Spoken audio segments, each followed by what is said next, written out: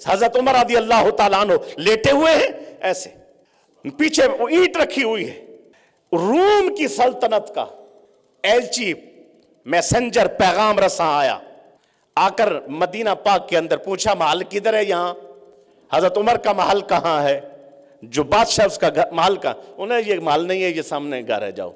जब घर पे पहुंचा तो दरवाजा कोई नहीं है, पत्थर बाहर रखा हुआ है, साथ एक डंडा रखा हुआ है। उसने कहा बुलाना हो तो कैसे बोलो? उसने कहा इस डंडे के साथ पत्थर के ऊपर मार, अंदर आवाज जाएगी, उधर से आवाज होंगे तो आ जाएंगे, वरना कोई औरत बोलेगी पर्दे के अंदर से, तुझे बता देगी।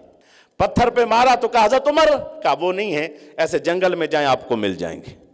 अब रूम की सब सुपर पावर, अब वो एलची सोच रहा है कि पूरी दुनिया ऐसे कांप रही है, सुपर ताकत सुपर पावर कांप रहे हैं, और इनके घर की हालत तो ये है।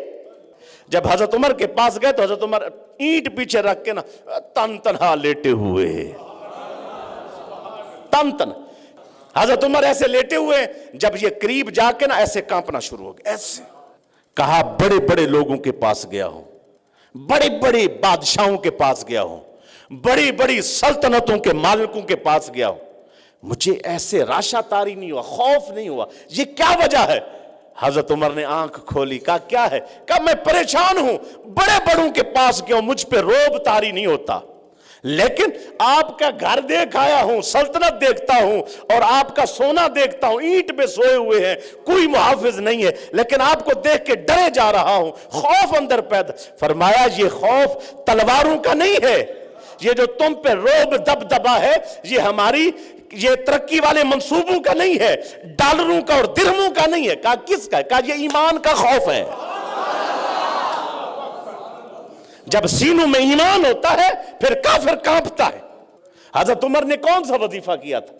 22.5 लाख 23 लाख मुरब्बा मील पे हुकूमत, उज़्बेकिस्तान तक पहुंच गए, रूम तक पहुंच गए, जो है ना फारिस तक पहुंच गए। ये सारा कुछ जो कदमों में आ गए, हमसे तो एक टुकड़ा नहीं संभाला जा रहा। जब हजरत सिद्दीक अकबर आए, अभी बहुत सारे मामलात होने वाले थे, किसी ने हजूर की गुस्ताखी की, कहा तैयार करो लश्कर भेजो, मारो उनको।